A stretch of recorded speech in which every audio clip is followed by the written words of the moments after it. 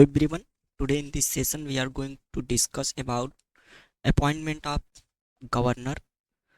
आज का यह सेशन हमारे लिए काफ़ी इम्पोर्टेंट होने जा रहा है। हाल ही में यह चर्चा का विषय रहा क्योंकि 5 राज्यों में गवर्नर की जो पोस्ट होती है उसको लेकर कुछ नियुक्तियां की गई, कुछ फेरबदल किए गए प्रेसिडेंट के द्वारा। तो इसलिए यह चर्चा में आया और इसलिए आज के इस सेशन में हम राज्यपाल की नियुक्ति की प्रक्रिया क्या होती है और उससे संबंधित क्या क्या प्रमुख जो आर्टिकल है हमारे कॉन्स्टिट्यूशन में, तो उसके बारे में डिस्कस करेंगे। तो शुरू करते हैं अपने क्लास को। और ये अपने से हैंड रिटन पीपीटी हमने आपके लिए बनाई थी और इसके माध्यम से काफ़ी एनालिटिकल तरीके से अपॉइंटमेंट के प्रोसेस को देखेंगे और जो रिलेटेड गवर्नर से आर्टिकल हैं कॉन्स्टिट्यूशन में, वन लाइनर जो आर्टिकल हैं उनको देख लेंगे क्योंकि इस तरह के क्वेश्चन जो है एग्जाम में पूछे जा रहे हैं। और अभी हाल फिलहाल में हुआ एग्जाम यूपीपीसीएस का जो प्री एग्जाम हुआ था उसमें भी ऐसे क्वेश्चन पूछे गए थे जो कि गवर्नर से संबंधित थे, आर्टिकल बेस्ड। तो उनको देख लेंगे। तो चलिए शुरू करते हैं। और जैसा कि हमने बताया कि चर्चा का विषय यह तब बना जबकि 5 राज्यों में जो है वह गवर्नर की राज्यपाल की नियुक्ति की गई है। कौन कौन से राज्य थे तो इसको फटाफट देख लेते हैं। तो बिहार में जो है वह आरिफ मोहम्मद खान को गवर्नर के रूप में नियुक्त किया गया है, जो कि पहले केरल के गवर्नर हुआ करते थे। इसके अलावा मणिपुर में अजय कुमार भल्ला जो एक सीनियर एडमिनिस्ट्रेटर और काफ़ी जाने माने प्रशासनिक भारत के रहे हैं, तो अजय कुमार भल्ला को जो है वह नियुक्त किया गया है मणिपुर के गवर्नर के रूप में। और बात करें मिजोरम के गवर्नर, तो मिजोरम के जो गवर्नर के रूप में नियुक्त किया गया है तो जनरल वीके सिंह को जो है वह मिजोरम के गवर्नर के रूप में नियुक्त किया गया है।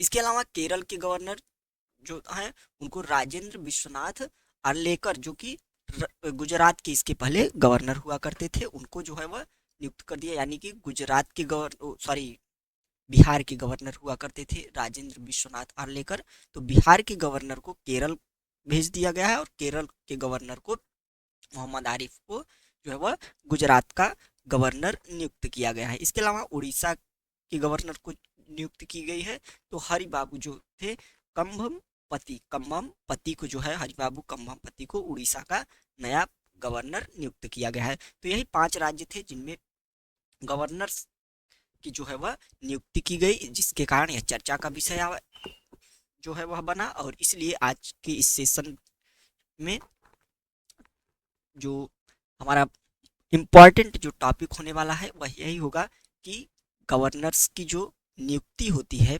राज्यपाल की जो नियुक्ति होती है उसका प्रोसेस क्या होता है, कौन करता है और क्या कुछ समस्याएं हैं, क्या कुछ विवाद है इसकी नियुक्ति को लेकर। ठीक, तो चलिए शुरू करते हैं। तो सबसे पहले हम देखेंगे वन लाइनर के रूप में कि कौन कौन से ऐसे अनुच्छेद है, आर्टिकल है जो कि गवर्नर से संबंधित है। और यह जो है वह लगातार एग्जाम्स में ऐसे आर्टिकल दे देता है। अभी आपने यदि यूपीपीसीएस का एग्जाम दिया होगा तो उसमें से ऐसे आर्टिकल वन लाइन के रूप में दिया था और मैच द फॉलोइंग में पूछ लिया था। तो इसको जो है वह जानना बहुत जरूरी है। तो सबसे पहले जो स्टार्टिंग होता है बता दें कि जो संविधान का भाग 6 है। ठीक, तो संविधान के भाग 6 का जो आर्टिकल है 153, वहां से राज्यपाल का जो पद होता है वह शुरू होता है। तो 153 में राज्यों के राज्यपाल से संबंधित जो है वह चर्चा की गई है। तो राज्यों के राज्यपाल का जिक्र कहाँ किया गया है, तो पार्ट 6 के आर्टिकल 153 में। ठीक, तो 153 अनुच्छेद में जो है वह राज्य के राज्यपाल के बारे में चर्चा की गई। इसके अलावा जो है वह आर्टिकल 154 में राज्य की कार्यपालिका शक्ति के बारे में जो है वह बताया गया है। यानी कि जो चीफ ऑफ एग्जीक्यूटिव होगा किसी स्टेट का, वह कौन होगा, राज्यपाल होगा। तो यह बात कहाँ की गई है, तो आर्टिकल 154 में की गई है। इसके अलावा आर्टिकल 155 में जो है वह राज्यपाल की नियुक्ति के बारे में चर्चा की गई है, यानी कि नियुक्ति की प्रक्रिया क्या होगी। 156 में राज्यपाल का जो है वह कार्यकाल के बारे में बताया गया है कि आमतौर पर यह जो है वह 156 बताया गया है कि राज्यपाल राष्ट्रपति के प्रसाद पर्यंत जो है वह कार्यकाल पर रहेगा और आमतौर पर 5 वर्ष इसका कार्यकाल नियुक्त किया गया है। ठीक, तो इस प्रकार 156 में कार्यकाल और 155 में क्या है, नियुक्ति की प्रक्रिया। तो इसको काफी अच्छे से आप जो है एक दो बार करके इसको ध्यान में रखिएगा। इस प्रकार के क्वेश्चन मैच द फॉलोइंग में काफी ज्यादा पूछे जा रहे हैं। 157 की बात करें तो इसमें नियुक्त की अर्हता क्या होगी, यानी कि राज्यपाल की नियुक्ति के लिए ऐसी कौन सी अर्हताएं होंगी, ऐसी कौन सी एलिजिबिलिटी होंगी जो फुलफिल होने पर ही किसी व्यक्ति को गवर्नर के रूप में अपॉइंट किया जाएगा। तो 157 जो है वह नियुक्ति की अर्हता से संबंधित है। बात करें आर्टिकल 158 की स्टूडेंट, तो आर्टिकल 158 राज्यपाल कार्यालय की जो है कार्यालय की जो है वह ऑफिस ऑफ जो गवर्नर होता है उसकी दशाओं के बारे में, ठीक, उसकी दशाओं के बारे में चर्चा करता है। कौन, तो आर्टिकल 158। 159 की बात करें तो यह राज्यपाल का शपथ, यानी कि राज्यपाल जो है वह शपथ लेगा, तो उसके बारे में जो है वह आर्टिकल 159 चर्चा करता है। ठीक, नेक्स्ट देखते हैं 160। अनुच्छेद 160 जो है वह आकस्मिक परिस्थितियों में जो है वह कार्य की दशा को निर्धारित करता है, यानी कि ऐसी कौन सी जो है वह आकस्मिक परिस्थितियां उत्पन्न हो सकती हैं और उन परिस्थितियों में राज्यपाल का कार्य क्या होगा उसके बारे में जो चर्चा करता है वह है आर्टिकल 160। बात करें अनुच्छेद 161 की, तो राष्ट्रपति की जो क्षमा दान की शक्ति है, पैराडॉन की जो शक्ति है, उसके बारे में चर्चा करता है। और ध्यान रखिएगा कि राज्यपाल जो है वह सिर्फ जो है वह अपने राज्य के भीतर हुए विवादों से संबंधित क्षमादान दे सकता है। ठीक, और यह मृत्यु दंड को क्षमादान के रूप में नहीं दे सकता। यह दो इंपॉर्टेंट चीजें आप ध्यान में रखिएगा। तो इस प्रकार जो है वह 161 राज्यपाल की क्षमादान की शक्ति के बारे में चर्चा करता है, और ऐसी ही शक्ति राष्ट्रपति के पास है, वह का इससे ज्यादा विस्तृत है। तो आप कमेंट में बताइएगा कि कौन से आर्टिकल में राष्ट्रपति के क्षमादान की शक्ति के बारे में जो है वह चर्चा की गई है। ठीक, चलिए अगला आर्टिकल देखते हैं। अगला अनुच्छेद है 163। ठीक, 163 जो है स्टूडेंट वह मंत्री परिषद की सलाह के बारे में बताया गया है कि राज्यपाल जो होगा वह मंत्री परिषद की सलाह से जो है वह कार्य करेगा। क्या करेगा, राज्यपाल मंत्री परिषद की सलाह से ही कोई भी कार्य करेगा। तो वह किस में है, तो वह आर्टिकल 163 में है। ठीक, इसके अलावा आर्टिकल 164 एक क्या कहता है, तो यह विवेकाधीन शक्तियां जो है इसमें अंतर्निहित है। विवेकाधीन राज्यपाल की जो विवेकाधीन शक्तियां हैं वह किसी एक आर्टिकल में जो है वह स्पष्ट रूप से लिखी नहीं गई हैं। उसकी विवेकाधीन शक्तियां जो है स्टूडेंट वह कुछ अनुच्छेदों में अंतर्निहित दिखती हैं, यानी कि वह उन अनुच्छेदों के माध्यम से कुछ ऐसे निर्णय ले सकता है जो सिर्फ उसके विवेक पर आधारित हो सकता है। तो अगर हम बात करें आर्टिकल 164 एक की, तो 164 एक स्टूडेंट बोलता है कि राज्यपाल किसी दल को, जो कि यदि कोई दल बहुमत का जो आंकड़ा है वह छू नहीं सका है, तो सबसे बड़े दल को जो है वह आमंत्रित कर सकता है सरकार बनाने के लिए, और कुछ दिनों का समय दे सकता है जब वह जो है अपनी बहुमत को जो है वह सदन के समक्ष जो है वह साबित कर सके। तो आर्टिकल 164 एक यही बताता है कि राज्यपाल की विवेकाधीन शक्ति होगी कि वह किस दल को जो है वह सरकार बनाने के लिए आमंत्रित करे। ठीक, तो इस प्रकार जो है वह विवेकाधीन शक्ति के बारे में चर्चा करता है, काफी इंपॉर्टेंट है। इसके अलावा बात करें आर्टिकल 174 भी राज्यपाल से संबंधित है। तो 174 क्या कहता है कि राज्य विधानसभा का जो सत्र होगा, सत्रावसान होगा और विघटन होगा स्टूडेंट, वह कौन करेगा, तो वह राज्यपाल ही करेगा। कौन करेगा, राज्यपाल के द्वारा ही किसी राज्य विधानसभा का सत्र, उसका सत्रावसान और विघटन किया जाएगा। लेकिन एक केस हुआ था, आपको ध्यान होगा, रमब रेबिया केस, रमम रेबिया केस। इसमें स्टूडेंट सुप्रीम कोर्ट ने बताया कि राज्यपाल जो होगा सत्र को बुलाना, सत्र का अवसान करना और विघटन जो है वह सिर्फ और सिर्फ 163 के हिसाब से कर सकेगा, यानी कि मंत्री परिषद की सलाह से ही कर सकेगा। तो अब है तो राज्यपाल से ही संबंधित, तो इसलिए इसको हमने यहाँ पे शामिल कर लिया। तो राज्य का विधायिका का सत्रावसान सत्र को बुलाना और विघटन राज्यपाल करता है। ठीक, इसके अलावा कुछ और इम्पोर्टेंट आर्टिकल हैं जो कि गवर्नर से संबंधित है। उसमें से अत्यधिक इम्पोर्टेंट और विवाद का विषय रहने वाला आर्टिकल जो है वह अनुच्छेद 200 है स्टूडेंट। अनुच्छेद 200, अनुच्छेद 200, अनुच्छेद 201 से संबंधित क्या विवाद हैं, उनसे संबंधित क्या प्रावधान है, इसके लिए हमने अपने इसी प्लेटफॉर्म पर एक सेपरेट वीडियो बहुत पहले बनाई थी, जो कि काफ़ी अच्छी वीडियो बनी है और काफ़ी अच्छा सेशन रहा था। तो उसमें जो है वह 200 से संबंधित, अनुच्छेद 200 से संबंधित विवाद क्या है और 201 से संबंधित क्या विवाद हैं, उनके प्रोविजन क्या हैं, काफ़ी अच्छे से एनालिटिकल तरीके से उसमें बताया गया है। उसका लिंक हम डिस्क्रिप्शन में दे देंगे, वहाँ से आप जाकर उसको एक बार जरूर देख लीजिएगा। काफ़ी इंपॉर्टेंट क्लास वह आपके लिए हो सकती है।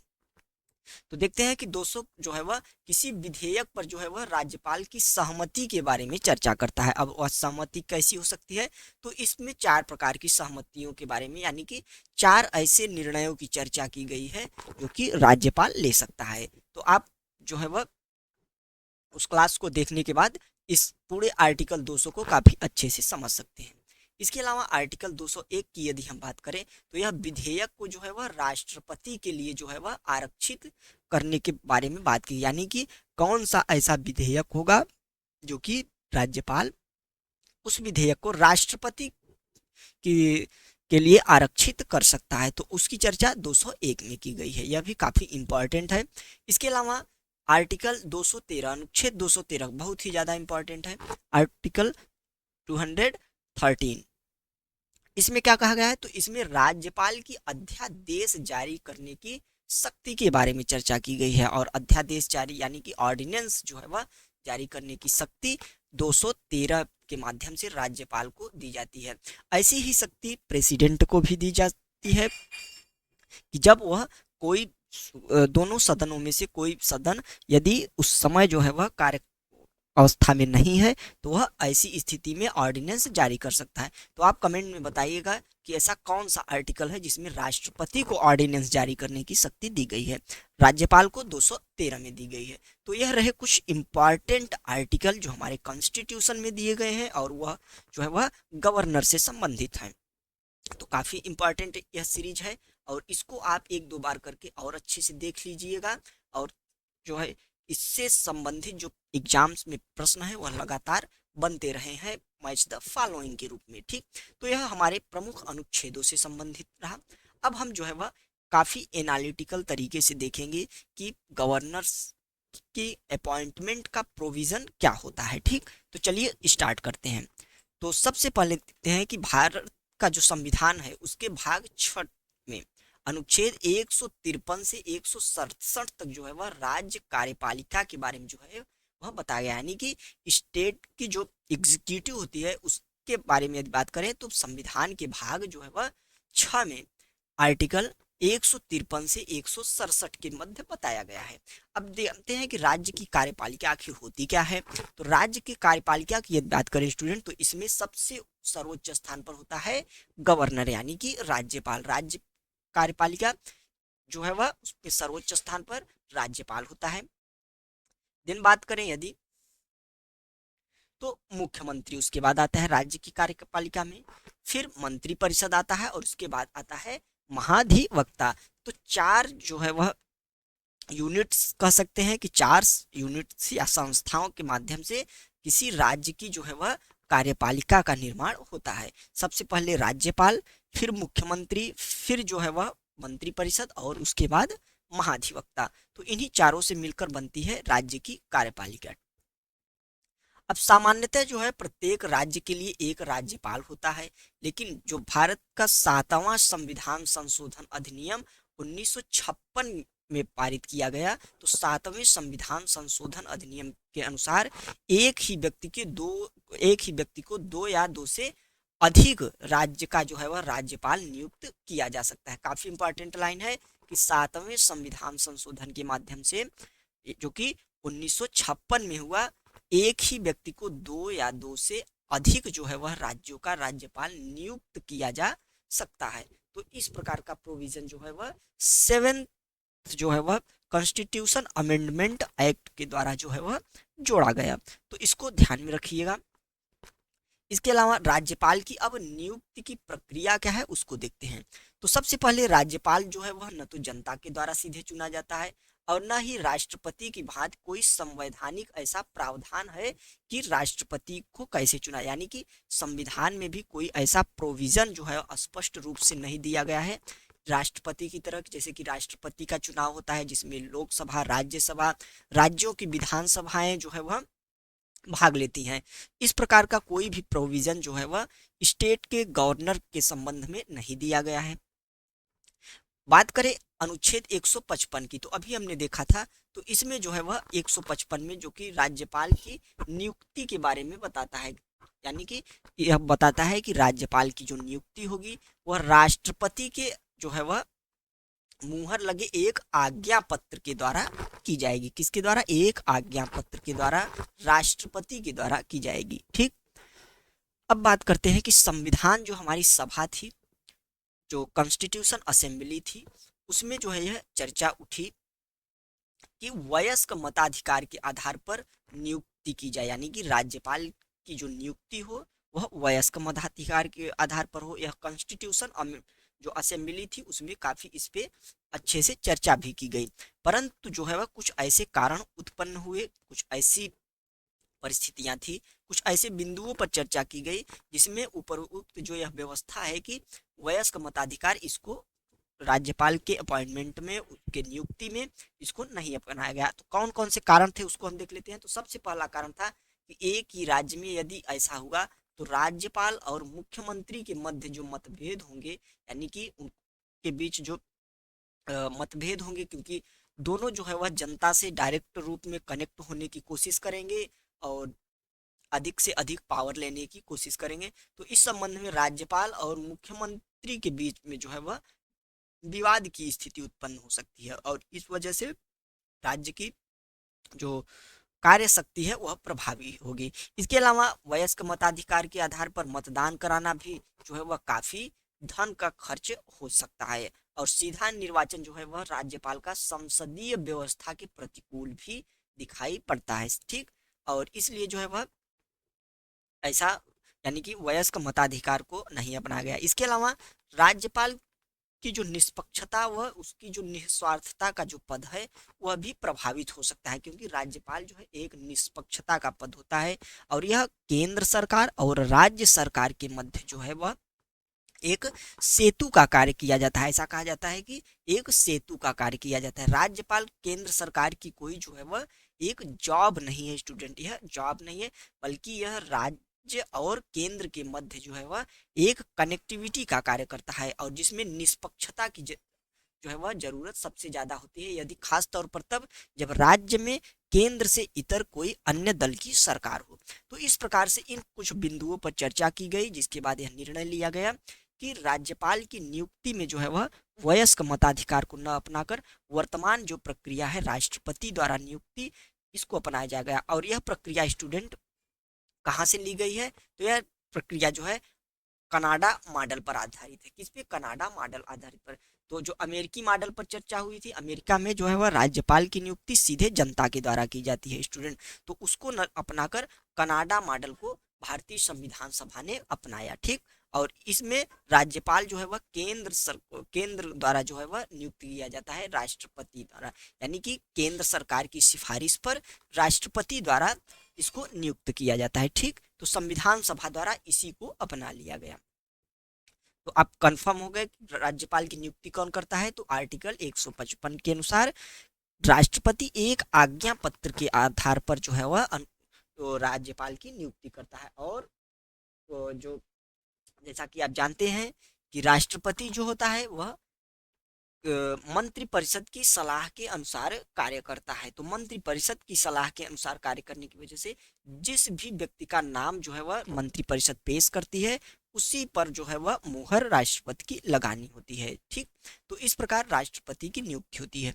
157 की बात करें, अभी हमने देखा था, तो इसमें अर्हताओं के बारे में बात की गई है। तो इसमें जो है वह 2 ऐसी अर्हताएं निर्धारित की गई है जो किसी व्यक्ति के राज्यपाल बनने के लिए होनी चाहिए। कौन कौन सी? तो पहला तो वह भारत का नागरिक होना चाहिए और दूसरा उसकी आयु जो है वह 35 वर्ष या उससे अधिक होनी चाहिए। ठीक, इसके अलावा दो अतिरिक्त जो परंपराएं अपना ली गई जो कि कॉन्स्टिट्यूशन में कहीं भी लिखी नहीं गई हैं, तो उसको आप ध्यान में रखिए। तो ऐसी कौन सी दो परंपराएं हैं? तो पहला है कि उस व्यक्ति को बाहरी राज्य का होना चाहिए। कहाँ का होना चाहिए? बाहरी राज्य, यानी कि यदि बिहार का राज्यपाल जो है वह बिहार राज्य से संबंधित नहीं होना चाहिए। ऐसा कॉन्स्टिट्यूशन में नहीं लिखा है, आप ध्यान रखिए।